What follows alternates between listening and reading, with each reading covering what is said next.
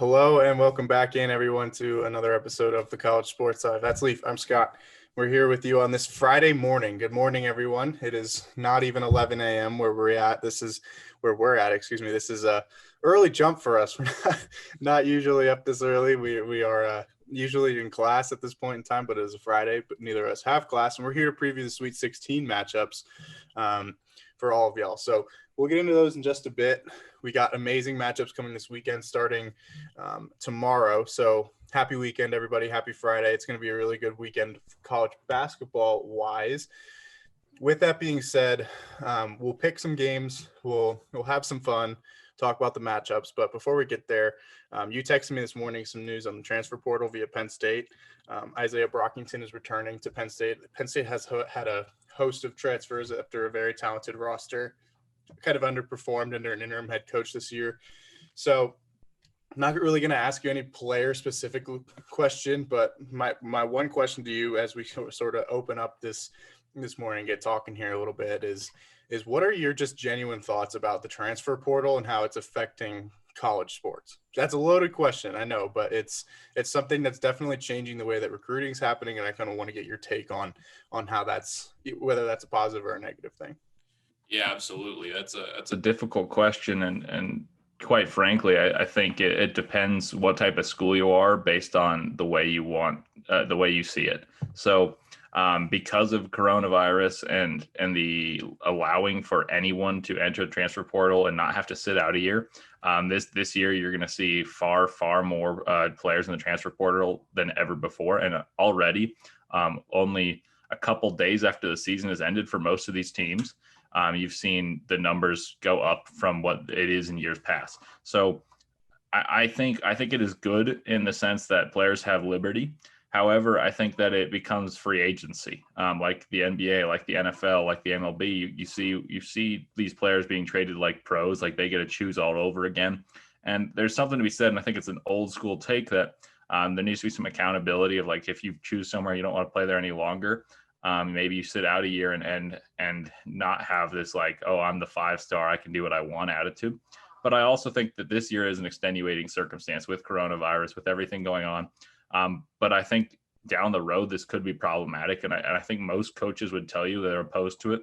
The coaches that'll say they're not opposed to it are the same coaches that can get any 5-star they want, Duke, Kentucky, the blue bloods. So I think it'll be very interesting. It makes recruiting this year for schools that are losing a lot of seniors per se. You can have a new chance and get some new players, but I think overall this will be a trend that might cause some issues in the coming forward. But I think that this year it makes sense due to the extenuating circumstances. Yeah, absolutely. And it's hard to also compartmentalize how that happens with football as well, because you just see that in the college football game. I know we're talking basketball today, but it's just really changing everything. It's changing the way people recruit. And it's one of these scenarios where we're both from Utah. You look at the University of Utah quarterback room right now, and they've got 4 guys, and 3 of them will potentially transfer out of that quarterback room, just because when you have sort of that excess of talent, it's never a bad thing, but holding on to that and keeping that in your program is very, very hard, because there's going to be an opportunity for those people to play somewhere else. And I think the draft is becoming more and more inclusive in both the NBA and the NFL to find talent wherever the talent is.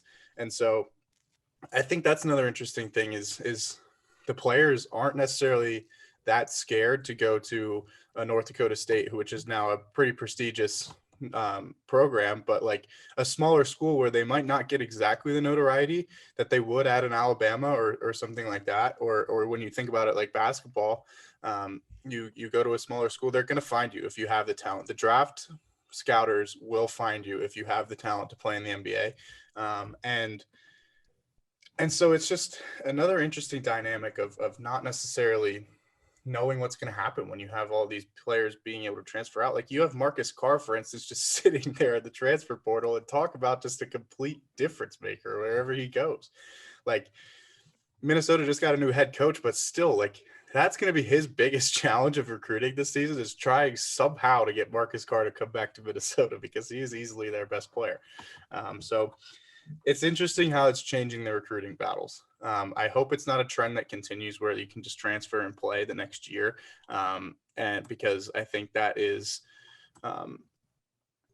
it doesn't necessarily have that same loyalty aspect of things when you commit to a program for however many years. Like, it's one thing to play a year at the college basketball level and then go to the draft. It's one thing to play a couple of years in the college football level and go to the draft when you know that that's kind of the mold that's been created. But like the transferring into 1 year where this is a situation where you get a quarterback transfer, a grad transfer, and the Heat comes in and you have four-star caliber freshmen, and they're not going to see the field probably because your grad transfer quarterback didn't come in to not start and not play. So it's an interesting scenario where it's almost like if I was a head coach and I had that excess of talent at the quarterback position, how do you balance developing that and keeping that in your program without losing it? Because that's the trend now, because you're going to have people pitching to those players that might not even be in the transfer portal. And it's just like, hey, if you're not starting and you're not happy, you can come here and we'll start you. And it's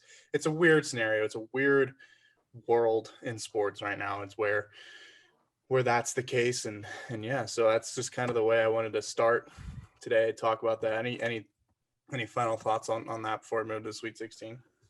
I just thought that you see a lot of teams that would benefit from transfers, such as I listened to a podcast about a month or two ago from Matt Painter, head coach of Purdue, and he was talking about how he is on a bunch of boards. He's on a lot of like very, very legitimate boards that have impact in these decisions. And he was one of the few guys opposed to the rule, even though his program is a top 20 program. That's how he said it. I mean, look, they were 4 seed in the NCAA tournament. That means they're top 16 program in the country. They made the Elite Eight a little bit ago. A lot of teams would do worse than Purdue in the transfer market. I'm just going to put it that way. Yet he's opposed because you're going to see the same teams that benefit just the same way of recruiting. And it's just like a recycle of recruits. You've already seen some high level transfers test out the market and see where they're going to go. You mentioned Marcus Carr, great player. You're seeing Walker Kessler from UNC, he's transferring, and he's probably going to go to Gonzaga, is what you're hearing. Just think about all the balance of power. That's something that the transfer market preserves, that you have to sit out a year. So you don't just accumulate all this talent and say, oh, well, we got a top 5 recruiting class, and then we got Walker Kessler, or something of that sort. So I think that the old version of you can transfer if you clear a waiver, and maybe if your coach leaves, you can transfer, which I think is fair. So Marcus Carr, in my eyes, should be eligible immediately, whereas others should not be. But I'm game for whatever happens. I just wonder what the ramifications will be, and you'll see. I think what you'll see is the balance of power will be preserved in the power schools, but I don't think it's going to help the product of college basketball, especially once they start implementing you can go straight from high school to the NBA. Yeah, no, I agree. It almost sets up those scenarios of where you see a lot of solid NBA players go to one team, and it's almost like a dream team scenario is there as well, where you don't have that sort of balance of power like you were talking about to stop that from happening. So interesting stuff. It's going to be very interesting to monitor the transfer portal. It's been hectic in the offseason for football already. There's an insane number of college basketball players that have already entered the transfer portal after their teams are no longer playing. But let's get to the teams that still are playing. How about that segue? That was so beautifully done. Anyway, just got to toot my own horn once in a while. All right, so let's get to the NCAA tournament Sweet 16. I'm just going to do a little of this and a little of that and a little of this. That way we can all see what's happening here. This is my terrible bracket that Leaf and I filled out together. But as we can see, here are the matchups. I'll highlight the Sweet 16 ones. The first one in the West region is Gonzaga and Creighton, the 1 versus the 5. The USC and Oregon is an amazing Pac-12 matchup here in the second matchup in the West region. And then we go to the South region where we have Baylor versus Villanova, who I'll be honest is a surprise to me to see all the way out here playing in the Sweet 16, but very, very impressive performance from Villanova. And then we have down here an amazing matchup between Arkansas and Oral Roberts, the 15 seed. second ever 15 seed to make it to the Sweet 16 behind Florida Gulf Coast. Michigan and Florida State down here in the East is a pretty predictable matchup in my eyes from those seeds coming out that way. I did have Colorado, and that did not go well for me. McKinley Wright let me down. It's all right. It is what it is. UCLA. UCLA. Yes, UCLA and Alabama. I'm sorry, I was way off there. Is the other matchup here in the East. Another really good one. Alabama's playing great basketball right now, and so is UCLA, riding a very hot streak. UCLA's already won 3 games in this tournament, so that's an impressive feat to win their playing game and then make it all the way to the Sweet 16. Then we have some of our favorite teams, Loyola Chicago and Oregon State, in this matchup, which I think is very clearly one of the ones that jumps out as a favorite matchup here in this Sweet 16, and then Syracuse and Houston. All right, that is where we are. Let's get to the Gonzaga and the Creighton game. I don't think I can really pull up much details about it. All right, let's talk Gonzaga Creighton. Creighton's coming into this after a very impressive win over Ohio, a good Ohio team who beat Virginia in the opening round. Gonzaga has not really been tested. They won by over 40 points against Norfolk State in the first round and then beat Oklahoma by 16, a very impressive win. Creighton is a team that is playing with some momentum after a very good performance. They can shoot the three really well. But what impressed me the most is they really locked up defensively against Ohio. What, in your eyes, can Creighton do to keep this game interesting against Gonzaga, who is just a complete juggernaut in this region? To keep it interesting, they're going to have to shoot extremely well. Creighton prides themselves on shooting well from the perimeter. They play a pretty quick pace themselves, and they've gotten better defensively. I noticed that as well. That was impressive to me. But to stay on pace with Gonzaga, one literal pace of the game. Gonzaga is a juggernaut in transition, but I think you just have to shoot a ridiculous number of threes and shoot a good percentage of them. I'm talking like 45% from three, shooting around 43s, and that's in a college game. So I think you really got to shoot well to stay on pace with Gonzaga, because I don't think Creighton has any business defending Gonzaga. Yeah, it's going to be really interesting. One of the things that comes to mind is Drew Timme inside for Gonzaga. I think he can cause some matchup problems for the Creighton. Are they the Jays or the Blue Jays? Blue Jays. Blue Jays? That's what I thought. The college right next to where I grew up is the Blue Jays, and it just didn't seem like it should be the Blue Jays. But anyway, yeah, the Blue Jays. So I think Drew Timme can cause some matchup problems inside. Your thoughts on that? And do you think Creighton has the personnel to really deal with the size from Timme and also the wings from Gonzaga, because they're super athletic as well? Yeah, that's where my mind went as well. I don't think Christian Bishop, despite being a very good athlete and pretty long at 6'7", it will do very well on the interior against Drew Timme. Drew Timme, not only is he bigger, but he's also extremely skilled. You've seen Drew Timme against Power 5 competition this year. So non-conference play, he's averaging about 25 points per game, which is pretty ridiculous considering they have the WCC Player of the Year and a first-team All-American, Corey Kispert, and then they have Jalen Suggs. So I agree. I think that's where the biggest mismatch is. And then defensively, you're going to see guys that carry a huge offensive load, like Marcus Zagorowski being tasked with guarding Jalen Suggs and Andrew Nembhard, and then you're going to have Damian Jefferson and Denzel Mahoney trying to run around with Kispert. So I just don't think that they can play good enough defense and shoot well. They might be able to do one, but I just don't think there's really a way that they're able to beat Gonzaga, much less. I don't think this will be horribly close. I think Oklahoma will have pushed Gonzaga more than Creighton will. I could be wrong about that, but that's just my prediction. Yeah, I think out of some of the matchups in these regions, I think this is one of the more obvious picks is Gonzaga over Creighton. I just think their athleticism and their ability to score. Like, let's look at what they've done already in just this tournament. They have 98 points against Norfolk State and 87 against Oklahoma.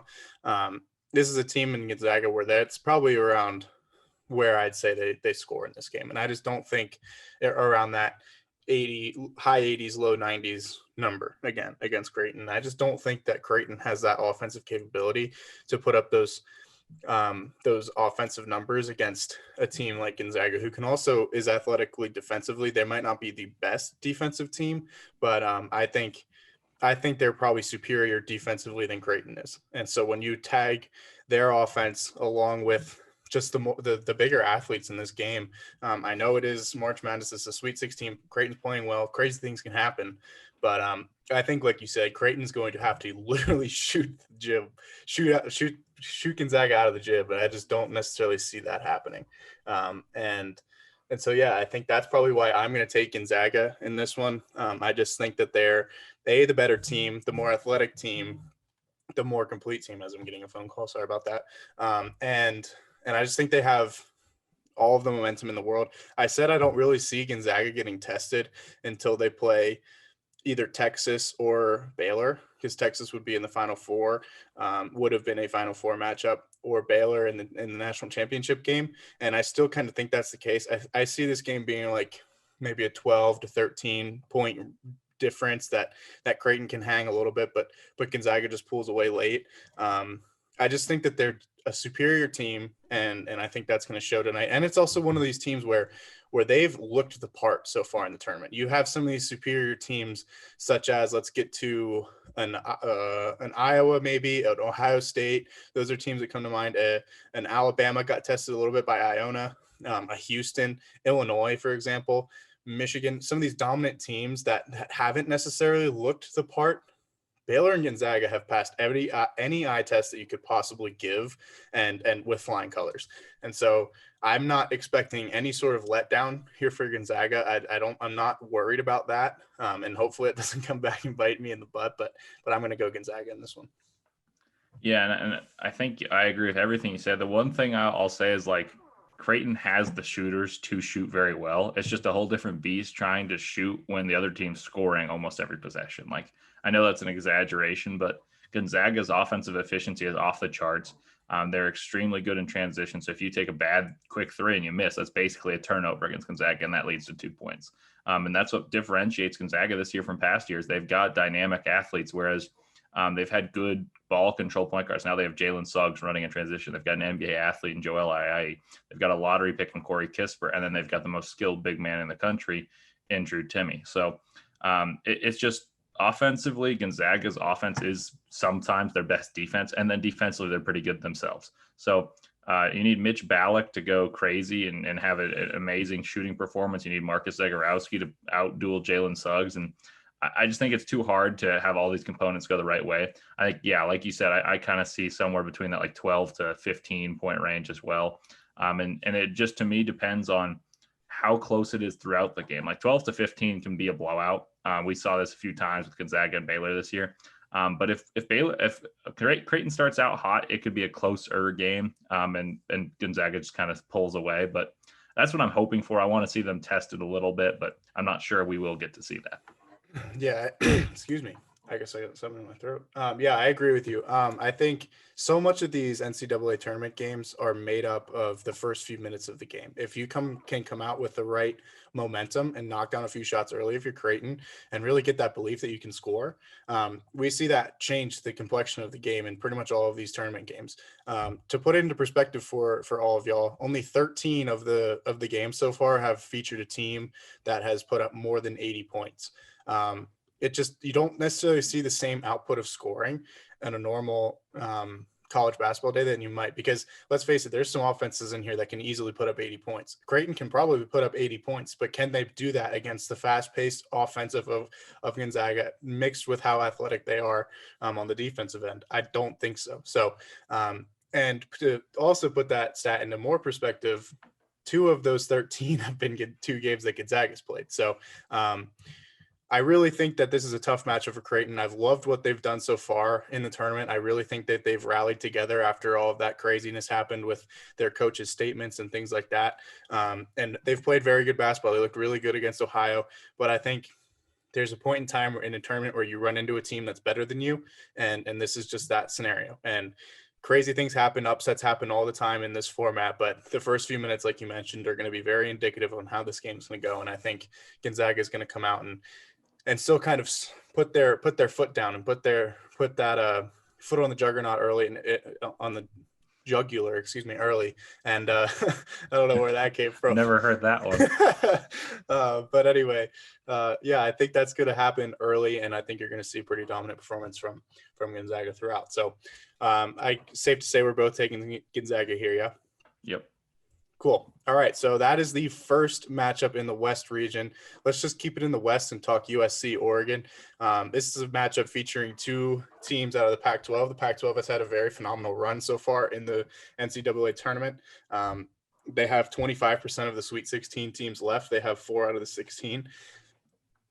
And we talked about conferences and how we kind of view that in the last episode that came out. So if you have any questions about that, you can tune in there or shoot us a message or something, and we'll be happy to talk with you about that.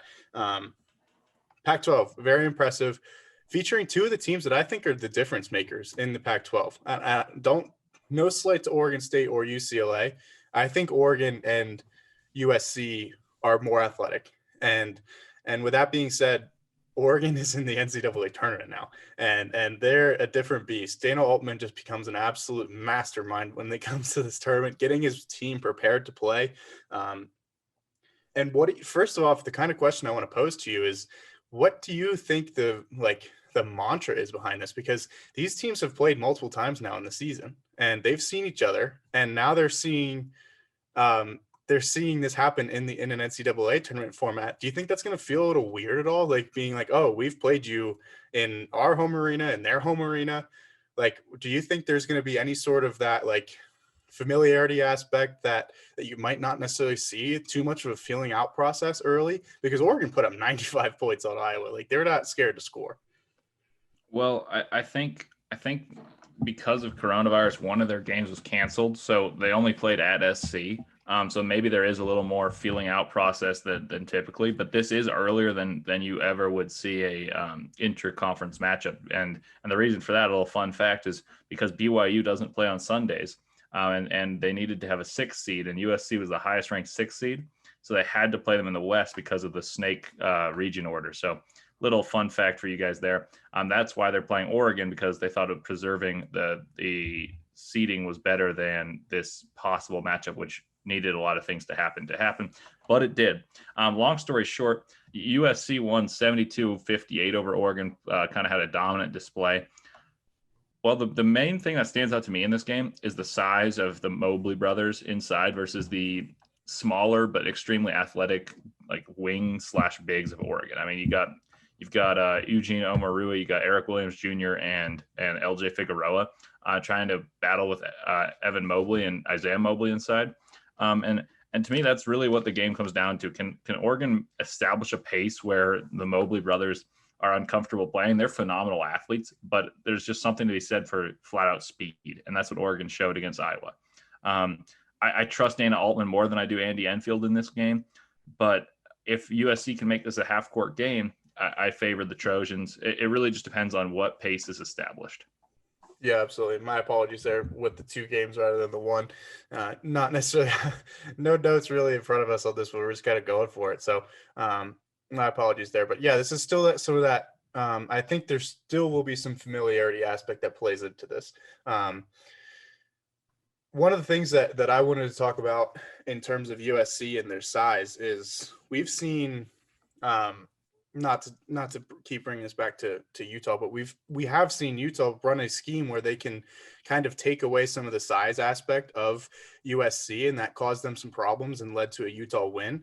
The basis of the question is, can we sort of see anything like that from Dana Altman? Because let's face it, this is a coach that can pull out all the stops and take away your best player.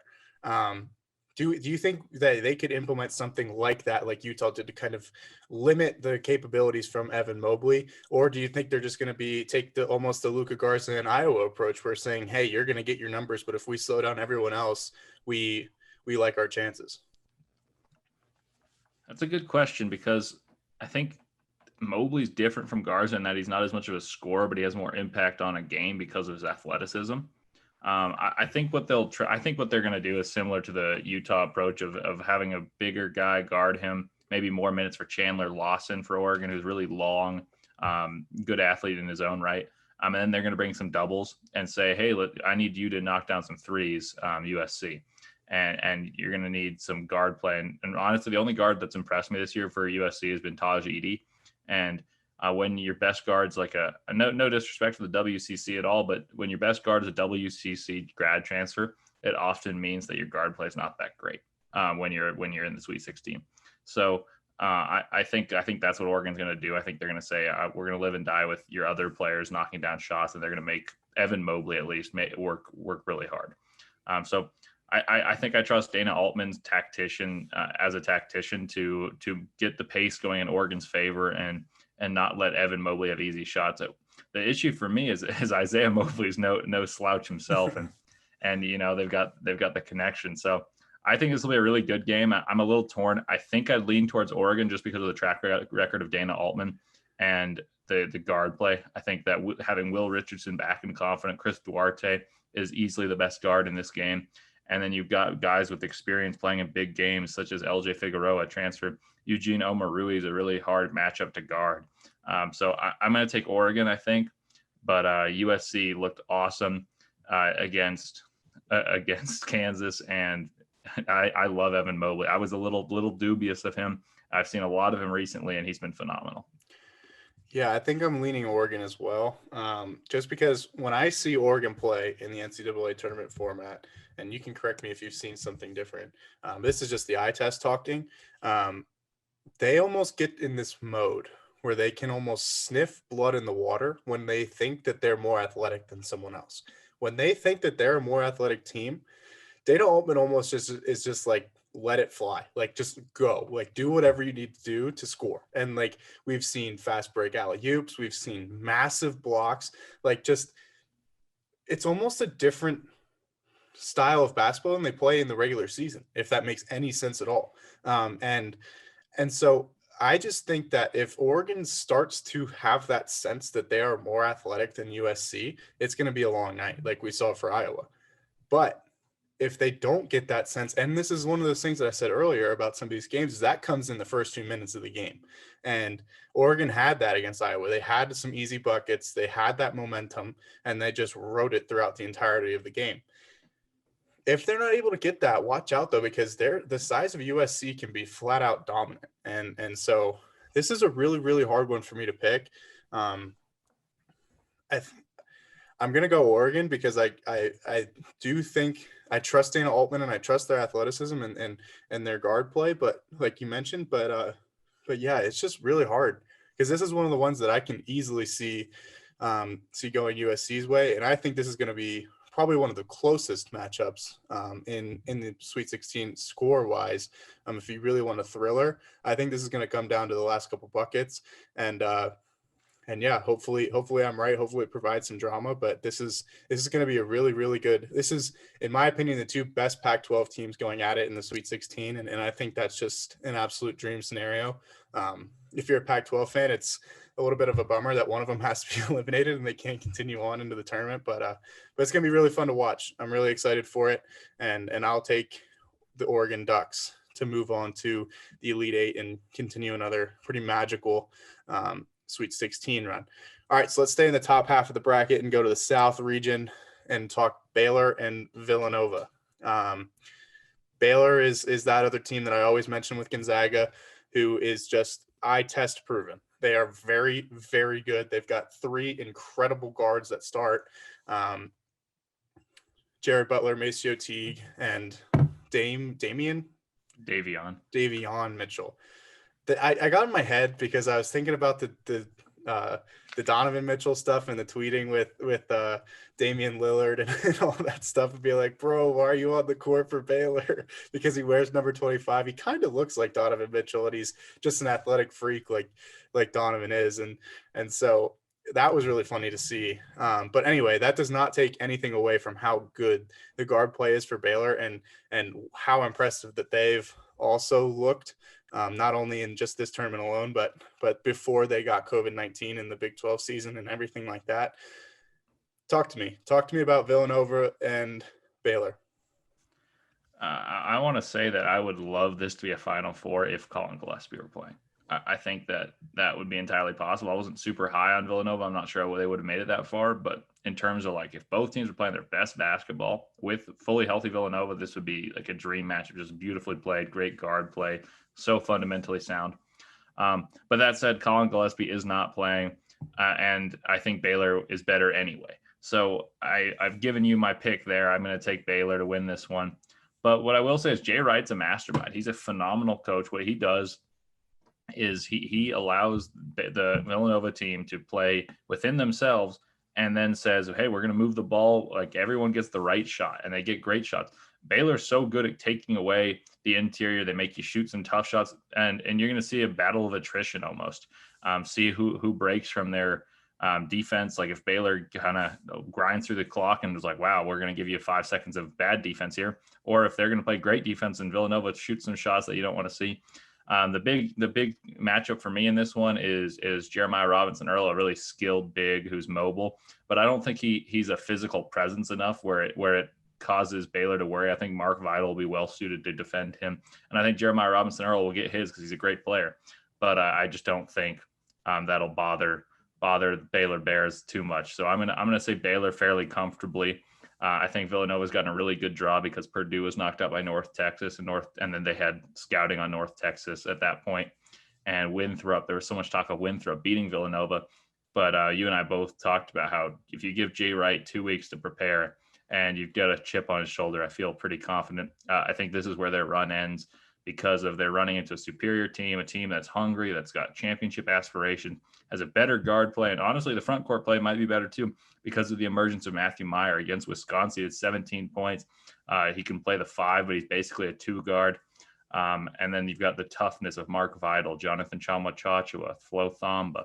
So yeah, I'm riding with Baylor in this one. I think they'll win by 10 points or so. I think it'll be kind of similar to the Wisconsin game for Baylor, that they're firmly in control, and then there'll be ebbs and flows of the game, but the end will be firmly in control for Baylor. Yeah, I'm rolling with Baylor as well. They're my national champion in most brackets, but with that being said, I just think, like you mentioned, they don't necessarily have enormous bigs, but they're physical, they're tough, they're a presence to be dealt with, and yeah, I think this is a game where really Mark Vidal can kind of put his stamp on and say, this is a difference maker here. This Jeremiah Robinson Earl, I believe, is Villanova's best player now that Colin Gillespie isn't in the lineup. Completely different position, but when you look at just pure talent after that, I would argue that it's Robinson Earl. If they can take him away in any sort of capacity and don't let him score like 40 points, then I see Baylor not really having an issue in this matchup. I view this game a lot similarly to the way I view the Creighton and Gonzaga game, and that is Big East versus WGC. This is Big East versus Big 12. I just really think that Baylor is too much here. I saw a stat earlier on in the year, after they were coming off COVID pause, that Baylor has, I think, 6, maybe 7 players that are shooting over 40% from 3. Think about that. 6 to 6. I think it was 6. 6 players shooting over 40% from 3. That's just incredible. Like that's a starting lineup plus a bench player over 40% from 3. And I know like that some of those maybe have fallen off. I'm not necessarily looking at the stat directly. They're still over 40 as a team, though. Yeah, I mean, regardless, it's ridiculous considering some of the shots they take too, like off the dribble, off the screens, and I'm right there with you. Continue. And it's just like when you piece together everything that Baylor can do offensively, and think about that they might be even better defensively. It's just like, how do you see an out for like, how do you see a way to approach this team to really stump them?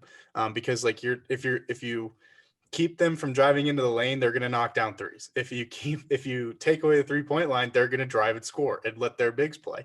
And they're not going to make it easy on you defensively either. So I just think Baylor has still been the most impressive team in my eyes. And I'm really excited to see them kind of continue and see another full game of them going at Villanova, who's going to be a tough out for sure. Jay Wright's a great coach, but But I do think this is also where we see another Big East run here and the tournament come to an end in the Sweet 16. So give me Baylor as well. Any final thoughts on this one?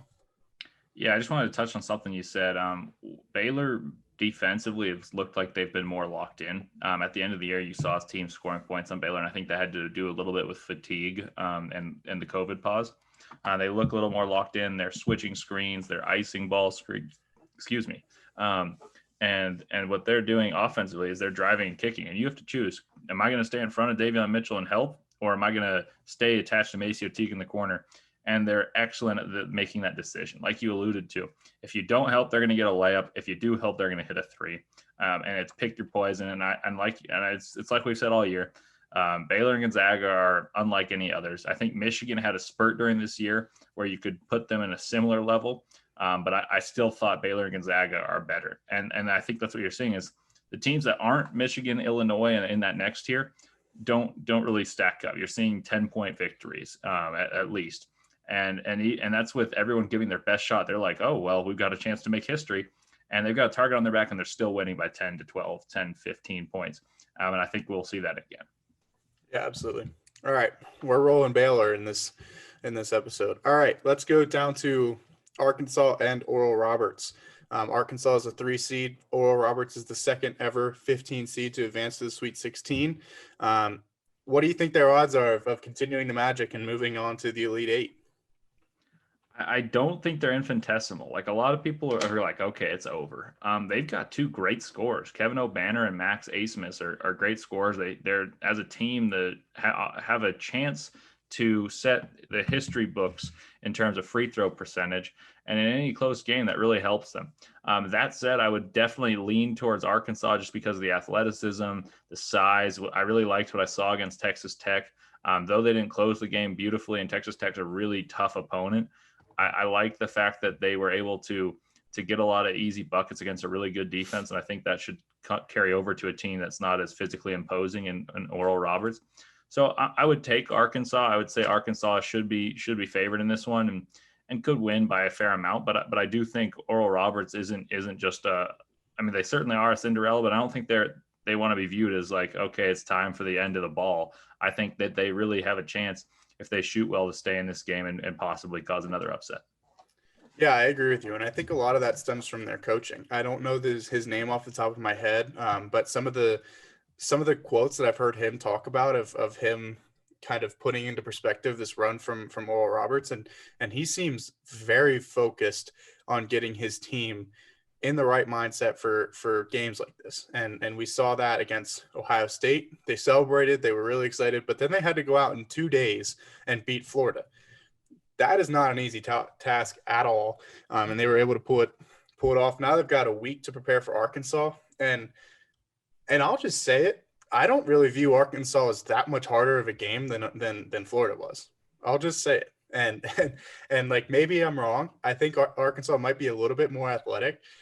But I don't know. I really like what I've seen from Oral Roberts. I'm probably not going to pick them because at this point we got nothing to lose.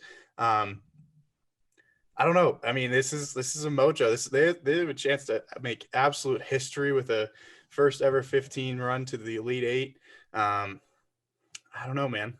It's gonna be really fun to watch. I'm gonna be very much rooting for Oral Roberts. Let's just put it that way. Like, I will very much be rooting for Oral Roberts.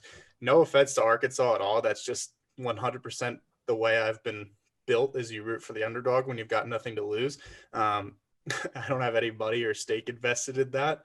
But with that being said, I do think Arkansas is the better team. They have more athletes. I really liked what they did against Alabama earlier on in the year, in that key matchup that we previewed and talked about. I watched that entire game. I think it's probably one of the only Arkansas games that I've watched this year. And let me tell you, they looked really good, and Alabama's looked really good in this tournament. So I'm going to go with Arkansas. But, man, wouldn't it be amazing to see Oral Roberts just push through and get to the Elite Eight? That would just make me so happy. Yeah, I want to say one thing about Arkansas that I noticed. I was a little skeptical of them because of They played an easy preseason. They had good rankings. They kind of struggled at the beginning of SEC play and then went on this huge run.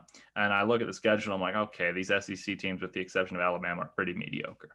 But I will say, watching them play Texas Tech, the better team won. And they've got a star in Moses Moody, who I think will be a top 10 draft pick, which I talked about a little bit in my episode yesterday. So shout out that episode. Shameless plug right here. Go get it.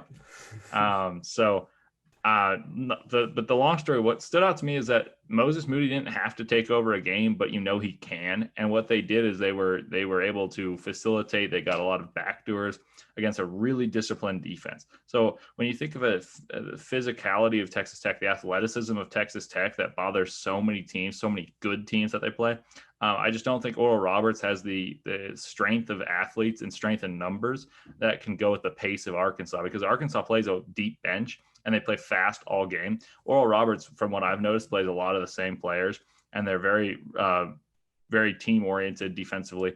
And they have played teams that are, I don't want to give them an excuse, but I feel like Ohio State's not a team that overwhelms you with athleticism, unlike in football. And in basketball, they play a big and E.J. Liddell, who's a 6'8" guy who's athletic, but that's not a Kofi Coburn who's just unmatchable, in terms of strength. Speed of their backcourt, Dwayne Washington's a skilled scorer, but he's not lightning fast. So there's some things about these matchups that I think have been conducive to Oral Roberts. And I think that Arkansas will expose some of those flaws with their just strength in numbers and pure athleticism. Yeah, I like it. I'm going to go Arkansas for sure. But with that being said, I will be wholeheartedly rooting for Oral Roberts. So let's ride. Let's get a 15 seed in the Elite Eight. Okay, Michigan and Florida State. Leonard Hamilton's bunch down there at Florida State is the 4 seed. Michigan without Isaiah Livers is the 1 seed. I think this is where I think the majority of the people that I've talked to can see Michigan losing. I think Florida State is a very athletic team. You're very high on this Florida State team. You have been all year long. But with that being said, Michigan still has Eli Brooks. They still have Hunter Dickinson. They still have Franz Wagner. They're still a very, very good team. They're just missing that one key piece in Isaiah Livers, that their talented winger. Let me get your thoughts on this matchup between the 1 seed and the 4 seed. To me, this is the best matchup of the Sweet 16. I think this is between a top 4 team in the country in Michigan and a team that probably could be top 10 in terms of talent and ability in Florida State. And you don't really often see that in the Sweet 16. I'm concerned about this matchup for Florida State in the sense that they switch everything. So Hunter Dickinson will be defended by guards at times. But that said, for Florida State and for Michigan, I'm concerned with just the sheer numbers and athleticism. I talked about it for Arkansas, but the prototype of numbers and athleticism is Leonard Hamilton in Florida State. And Michigan plays a lot of the same players, and they're already missing Isaiah Livers. So they're going to play 7 deep versus 12 deep, and the athletes don't lack for talent in Florida State. So I'm not really sure which way I lean, but I think one thing you can talk about for who's going to win is whoever has less turnovers, because Florida State had 24 turnovers against Georgia Tech in the ACC title game, and if they do that, they're not going to beat Michigan. But if they're able to limit their turnovers and force a few from Michigan, who's very good at taking care of the ball, because that's what their game is predicated upon, getting out and running, making the other team's offense struggle, they should have a really good chance. So this, to me, is a real toss-up. Like, I think the spread probably will favor Michigan by 2, if I had to guess, something close to that. And I think Michigan should be favored just because of the fact that they're the 1 seed, but to me, it's almost a toss-up. Yeah, that's interesting. I really, really like this matchup as well. I'm not necessarily as high on Florida State as you are, and I just think that's probably just because I haven't seen them play as much as you have. But I really have bought into Leonard Hamilton as a head coach. I think he does an awesome job down there. This is a really tough one for me. I really, really love Michigan. I always have. They went on pause for a while. That was a lot different than Baylor's COVID pause. We've talked about that at length, that they never had COVID-19. They just had precautions in place to go on that pause for that long. Maybe that hurt them a little bit, honestly, in some of these scenarios where they weren't necessarily practicing full force and they weren't playing in some of these games. But with that being, that's neither here nor there. But I think Michigan has enough to get this done. I'm probably going to take Michigan. I really love Eli Brooks. He's one of my favorite players to watch. He's this small point guard for Michigan that is like so confident with the ball in his hand. And it's not that you don't see that a lot in basketball. He just has a presence about him when he does have the ball in his hand that he knows exactly what's going to happen with it. And I think that sort of leadership is going to be huge in a game like this. And without Isaiah Livers, Franz Wagner is going to have another massive game. He had a big game against, let me pull up the bracket because I'm blanking. He had a big game against LSU, but he needs to have another big one. And that's just all there simply is to it. There were two very talented guys on the wing for Michigan. Now there's one very talented guy, and then Sean D. Brown, for example, who normally would come off the bench for Michigan. He's playing much more extensive minutes. That's not a bad replacement though. He's a good defensive player. He can knock down some big shots. And he had 15 points against Ohio State, I believe, which was one of the biggest games in Big Ten play. And so I'm going to go with Michigan. I think the more I'm talking, the more my confidence is building, which is really weird because that's usually not how that works for me.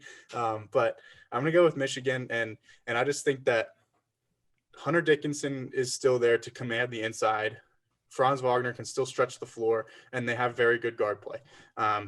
You can talk to me about Florida State and try and convince me otherwise, but I really think I'm going to lean Michigan in this one.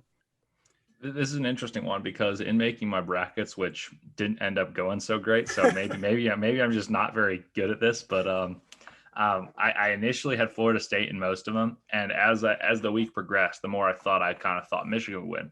However, watching basketball, what I've noticed is that Florida State has been decent with the ball. They've been good defensively. They really made McKinley Wright and Colorado struggle.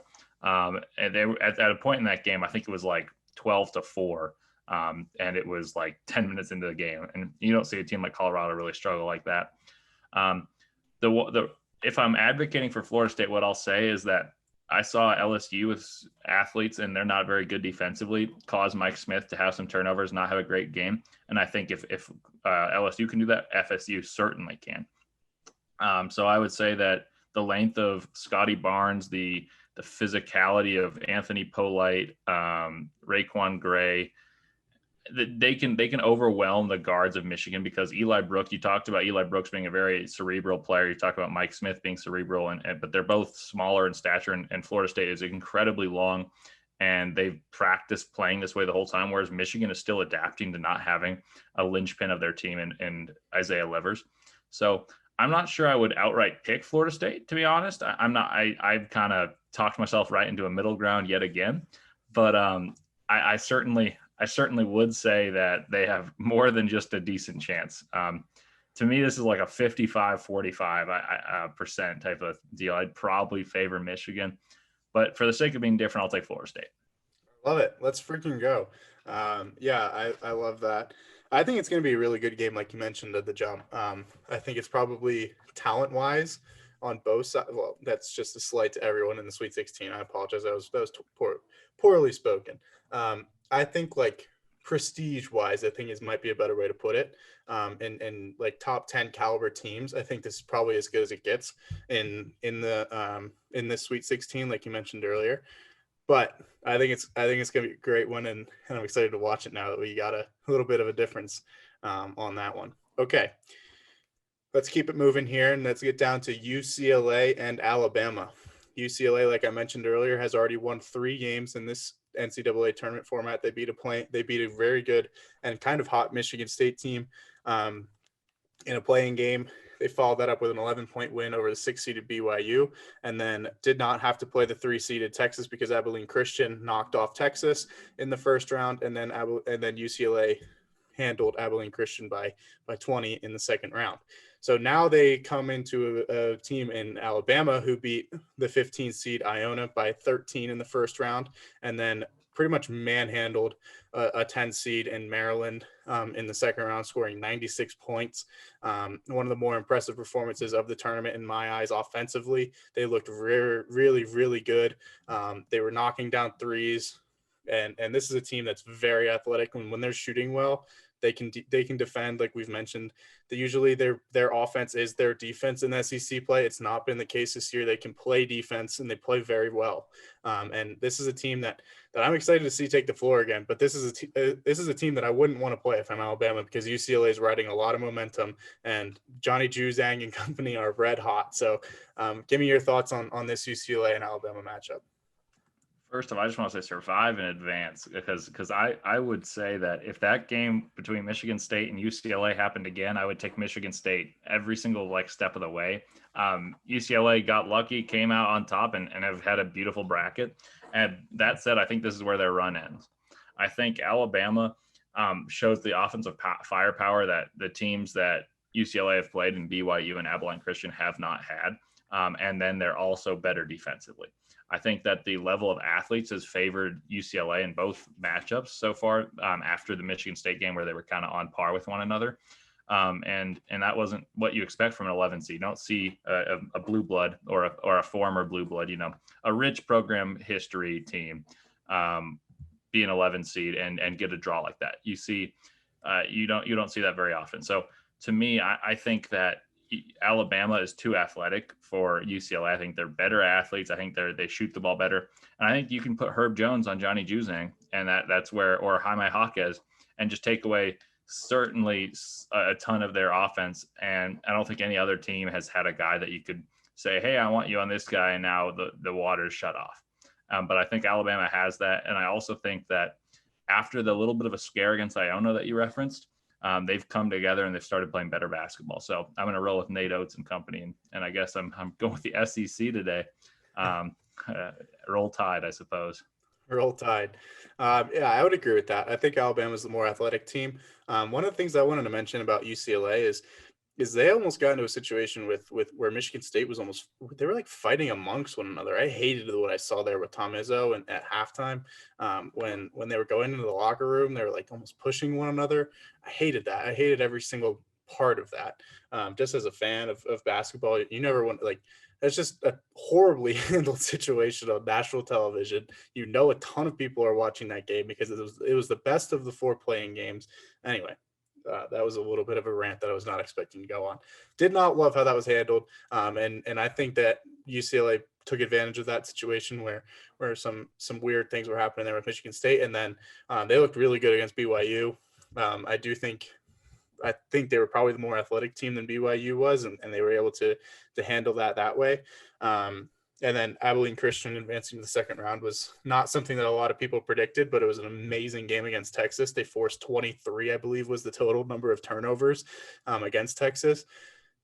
Crazy impressive. But then UCLA was just the better team that night, winning by 20, 67-47. I do agree with you. Herb Jones and company for Alabama are more athletic. They play better defense, and if they're able to score the way and like as freely as they did against Maryland, I think UCLA is going to be in a world of hurt.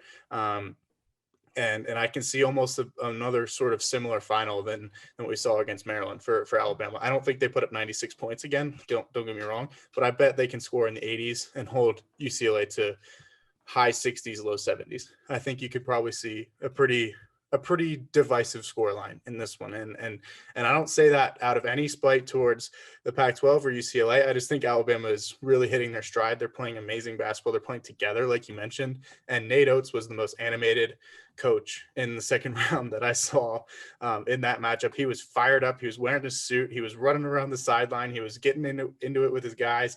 He looked like he was entirely invested and entirely bought in. And I would be pretty confident putting some money on Alabama in this matchup. Let's just put it that way. Yeah, and one thing you mentioned is Maryland gave up 96 points. Maryland's a pretty good defensive team. They beat UConn, and I in a couple brackets had UConn beating Alabama. I think that was a matchup thing. I think that UConn would have matched up a lot better with Alabama than Maryland did. But if you compare Maryland and UCLA, I think I would take Maryland because of their defensive ability, and UCLA is bad on defense. So if they give up 96 points as a pretty good defensive team, especially defending guards with a Big Ten Defensive Player of the Year, Daryl Morcell, now you're guarding Alabama's guards for UCLA, who haven't really had to guard any good athletes since Aaron Henry, and that's not really a shot at Abilene Christian or BYU. I just don't think they have very many explosive wing athletes. I mean, they've got Gideon George for BYU, but he's not really with the ball in his hands that often. So I don't think that UCLA is going to fare well in this one. But, it's madness. Crazier things have happened. So I'm not going to rule it out, but I feel confident, like you said, in picking Alabama in this one. For sure. All right, so we both got the Tide in this matchup of the Sweet 16. Let's move to the Midwest bracket, where I think the two most fun matchups, in my opinion, are. And let's start with the one that I know you're very excited to see. Loyola Chicago is the 8 seed taking on the 12 seed in Oregon State, another team out of the Pac-12.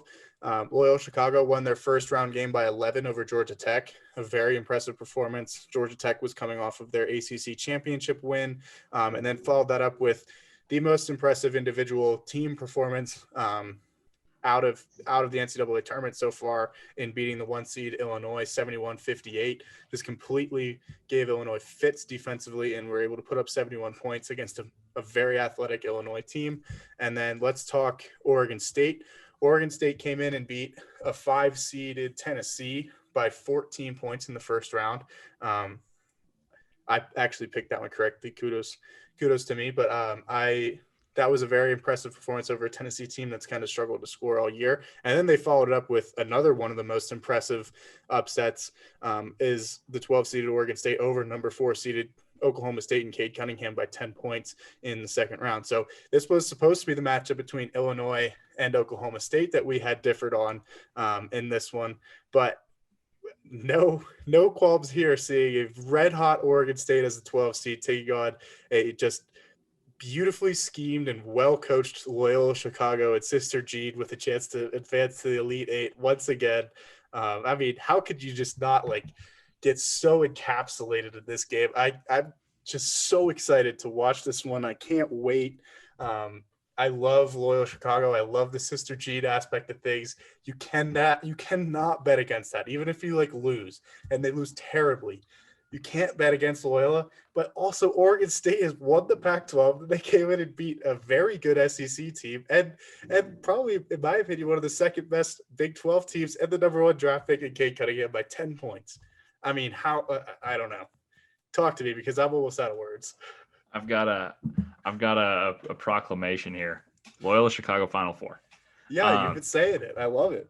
So I'll tell you why I think that. So first off, this is no slight at Oregon State. I actually am very, very impressed by Wayne Tinkle and company. They've done a great job. They shot 32 of 35 from the free throw line against Oklahoma State, and then they won the rebounding battle 52-32.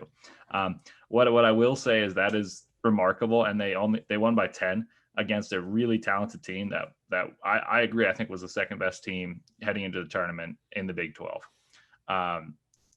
What I will say is I don't think that'll happen against Loyola Chicago. That probably won't happen again in another season. That's just ridiculous efficiency, both rebounding the ball and shooting the ball. But I think this will be a close game. I just think Loyola Chicago is so solid. You're not going to see them being out rebounded by 20. In fact, I kind of think they might win the rebounding battle just because they're not going to miss as many shots. They're not going to play as fast. And Loyola Chicago plays such a composed, tight defensive. They're restrictive. What's going to happen is Oregon State's going to have to shoot extremely well, and I just don't see them shooting. I've said this before. I said that Tennessee was so athletic that athleticism might be more likely to succeed than shooting. I was wrong there, but this time it's not athleticism. It's just team defense. It's restrictive. It's suffocating. Loyola Chicago is so well put together. Porter Moser, Cameron Krutwig, they communicate what they're doing. I think their defense will cause fits for Oregon State's offense. I think they're going to have to shoot tough shots, and a lot of what they've got is great shots. And I just don't know if they have the individual shot makers. And then offensively, I think Cameron Krutwig is just such a problem. He's beautiful to watch. They run actions off of him, and I think that it'll be a low-scoring game. Not low-scoring. I think it'll be somewhere in the ballpark of 70-60. But I'm going to go with Loyola Chicago. I think that they're going to slow down the speed and momentum of Oregon State, and I just love what Porter Moser and Cameron Krutwig do. And then obviously I'll give a little bit of credit to Sister Jean and the divine intervention, but I'll give most of the credit to Krutwig and company and Porter Moser. His coaching is phenomenal. I mean, how could you not give some of the divine providence with Sister Jean? Anyway, this is going to go against all the moral fibers and everything that I said earlier about rooting for Oral Roberts as the underdog against Arkansas. Is it just me, or does it still feel like Loyola Chicago is an underdog even though they're the higher seed? I don't know why they're just a darling. They're just like a tournament darling. It's like when Wichita State was an 8 seed. Exactly. When they were high, they were a 1 seed, excuse me, and they were playing Kentucky. You're like, I still got to root for the 1 seed. Exactly. It's the same idea. Exactly. And so yeah, I'm rooting for Loyola Chicago wholeheartedly. I will be. I love the Pac-12. I'm a Pac-12 fan, and this episode is not framed us as Pac-12 fans. So sorry about that. I swear we go to school in Utah. We're Pac-12 fans, but with that being said, I just don't know how you cannot get entirely invested in this Loyola Chicago team, not only because of divine providence, but also, like you mentioned, they're just so solid. They do everything well. They're fundamentally sound. They don't turn the ball over. They find the hole in your game systematically, and they exploit it. They found it against one of the best teams in the country in Illinois, and they made them look foolish. And they made everyone question the entirety of the Big Ten because of that one performance against Illinois. Crazy. Like, they literally almost canceled the Big Ten this year in that performance. Like let's just think about that for a second. They made Illinois look so bad, everyone questioned the validity of an entire conference. Yeah, it's like they forgot that Illinois played Michigan, who everyone anointed like just as good as Gonzaga, and they played without Iowa and won by like 25. Yeah.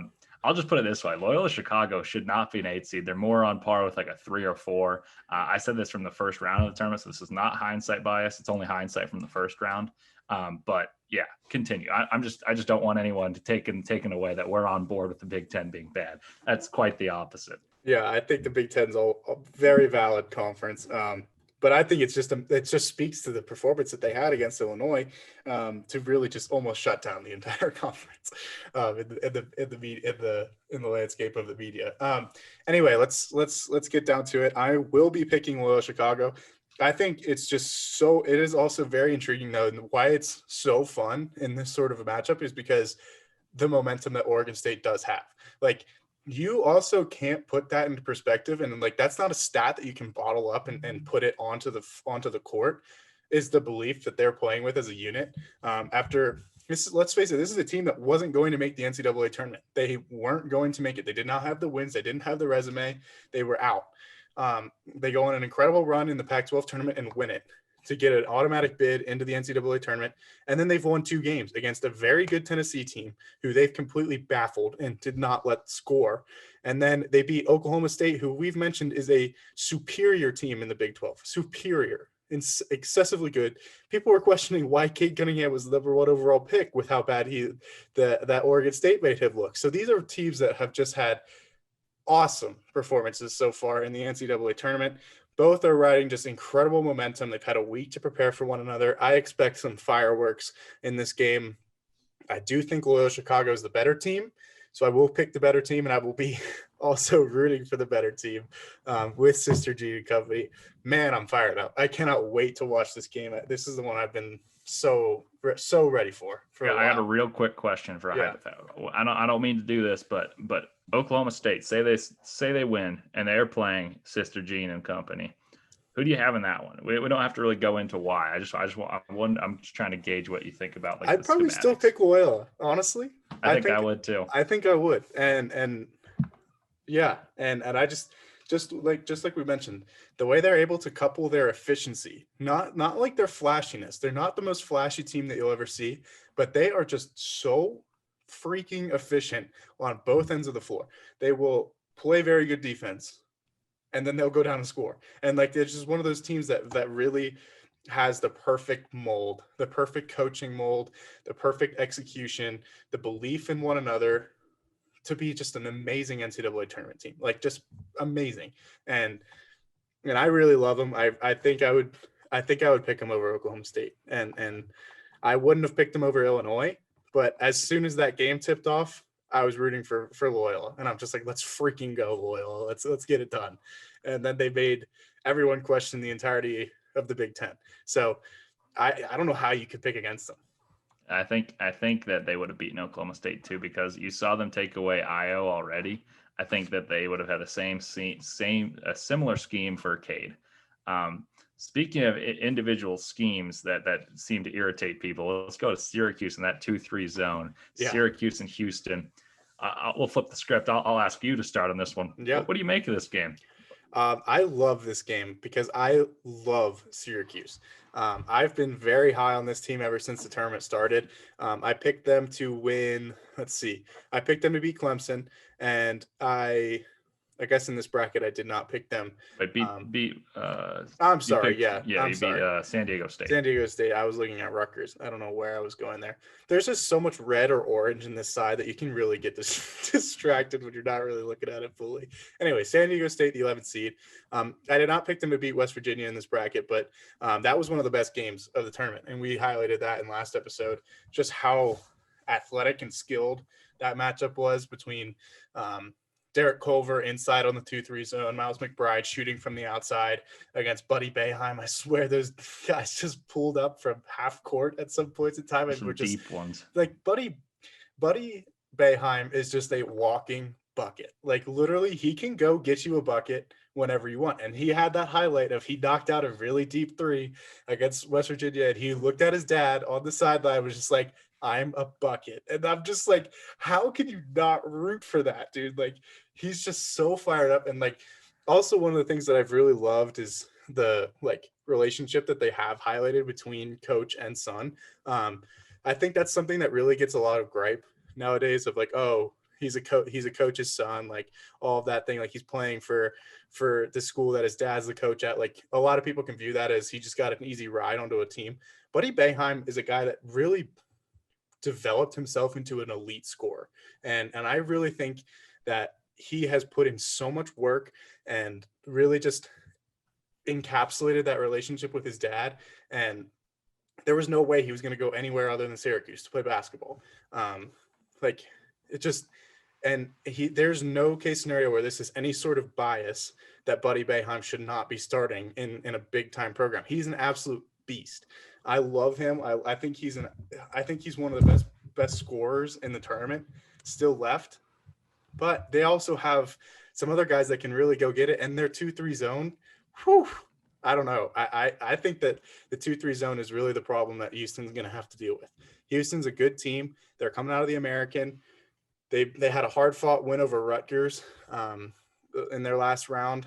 I just think that I don't know if Houston has the shooting capacity to really shoot out of the 2-3 zone.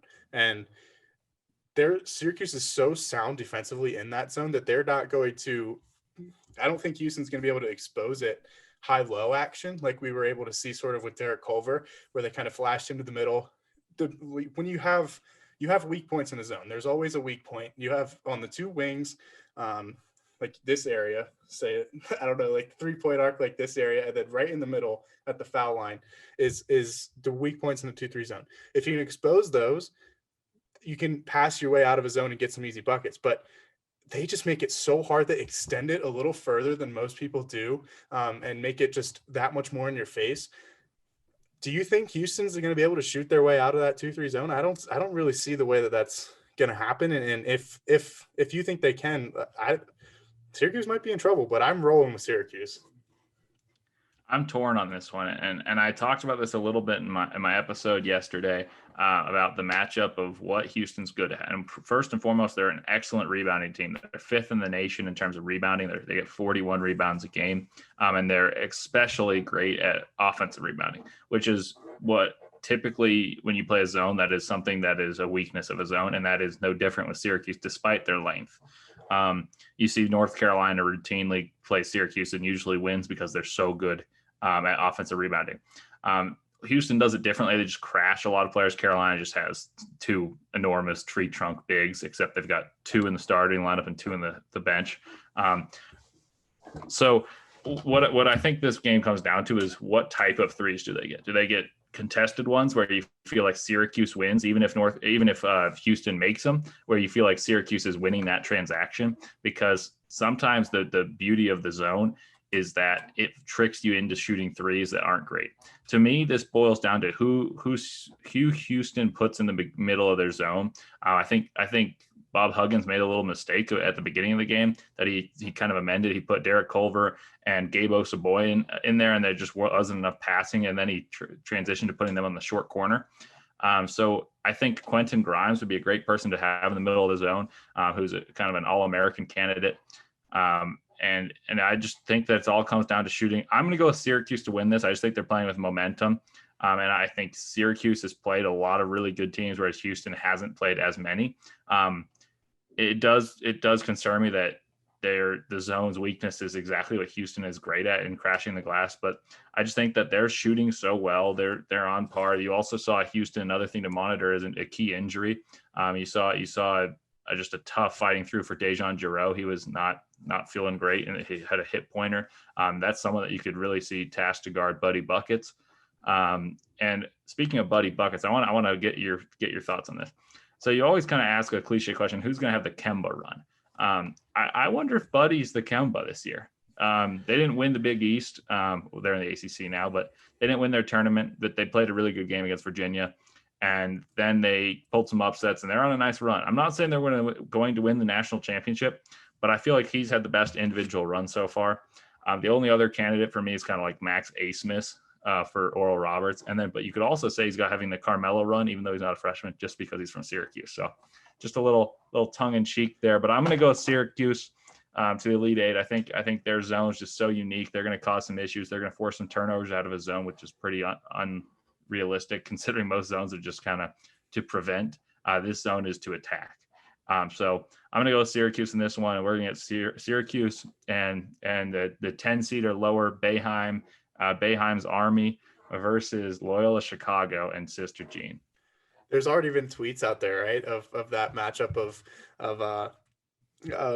it was, I think it was some fake accounts, but like it was someone saying a picture of that meme that I was, the GIF, I guess is the right word, that I was mentioning of Buddy Bucket saying I'm a bucket, and they tweeted at Sister Jean or something like that. That was like, Sister Jean doesn't want this smoke. Oh, I saw that. That's hilarious. And then a fake Sister Jean account replied and said like, I want all the smoke. Yeah, I want all the smoke was exactly what they said.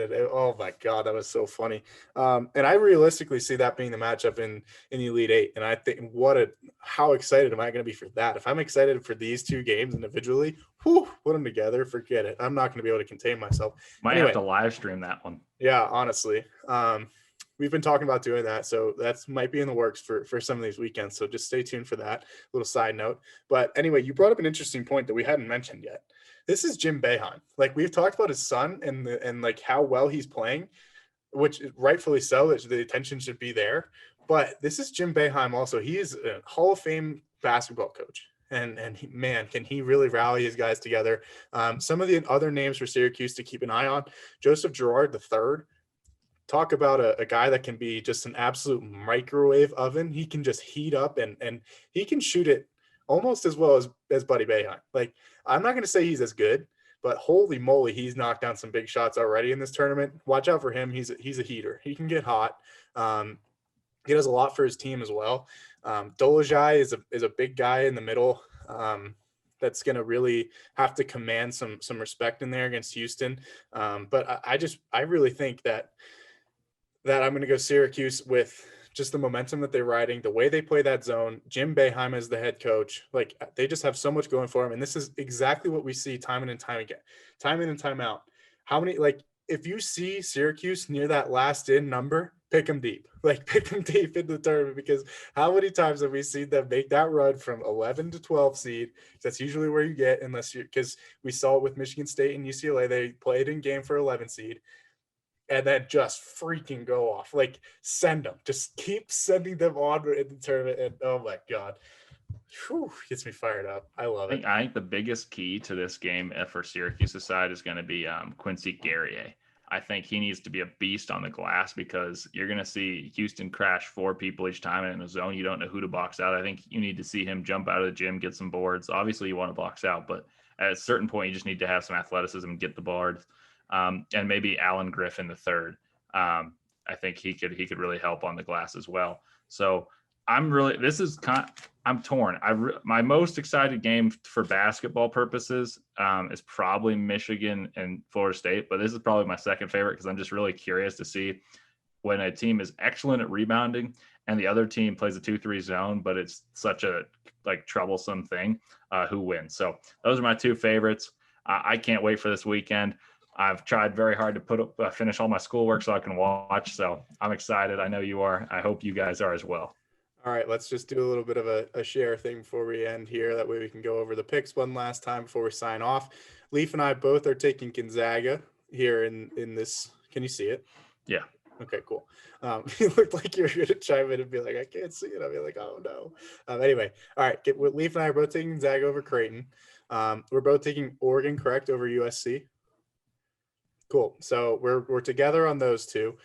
We are both taking Baylor over Villanova. We're both taking Arkansas over Oral Roberts, but I can pretty much say we're both rooting for Oral Roberts. I don't know how you couldn't be.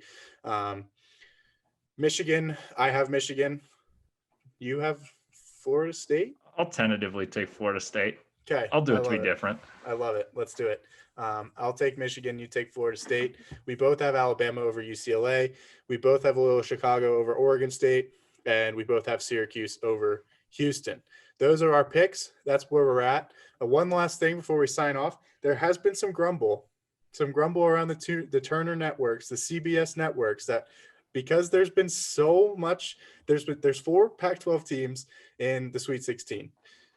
There's rumor that Bill Walton, the historic voice of Pac-12 basketball, Conference of Champions, on ESPN, he played for UCLA. He won national championships there. There's talk that Turner, who has True TV, TNT, TBS, all those TV programs are all provided by Turner Network. And then CBS also with Jim Nantz and company. Like, can you imagine Jim Nantz with Bill Walton? Like, just think of that for 1 second. I can't really imagine him without Raftery, though. I know, but like, can you imagine all 3 of those guys on a call together? How chaotic that would be, with Bill Walton just going absolutely insane about the Pac-12. Anyway, how quickly does he quack, dude? Because I don't know what he's going to do for a Trojan. Maybe he'll plant a sword in Raftery's leg or something. But I think he's going to quack like about a quarter in. I'm pretty sure he's going to get the USC Oregon call because that's 2 Pac-12 teams. Yeah. No one's going to be more excited than Bill Walton. Also, Bill Walton's a genius. He had 5 Pac-12 teams in his Final 4. All 5 of those Pac-12 teams were still around. That guy knows what he's talking about. He's special. He's special. 5 teams in your Final 4. Anyway, but yes, that is the grumble. That is the rumbling around the programming aspect of these games, which would be awesome to see. I think it would be a great respect to the Pac-12, who has kind of been not disrespected recently, but they've had an amazing tournament. And I think to pay them some respect that way would be awesome. There'd be a lot of happy Pac-12 fans if that was the case. Nothing confirmed or anything like that. I think we'll just have to see what happens come game time. But boy, that would be really fun to watch. All right. I think that's all for me. Anything else that you have on this Friday morning? I guess it's now afternoon before we sign off. No, just enjoy the weekend. I can't wait. And let's get some madness. I want a few upsets. I hope we're wrong. I hope we're wrong on a few of these.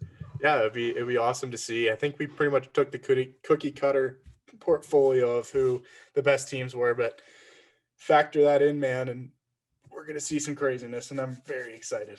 Very, very excited. All right.